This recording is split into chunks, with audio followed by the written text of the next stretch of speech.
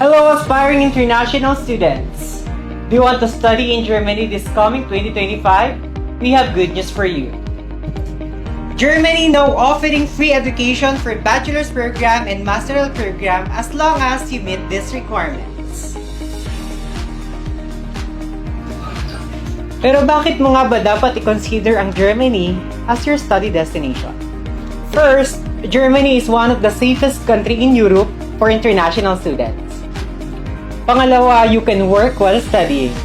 Pangatlo, you don't have to go back here in the Philippines after your study program because you can apply for postgraduate work visa na kung saan pwede ka makapagtrabaho full-time.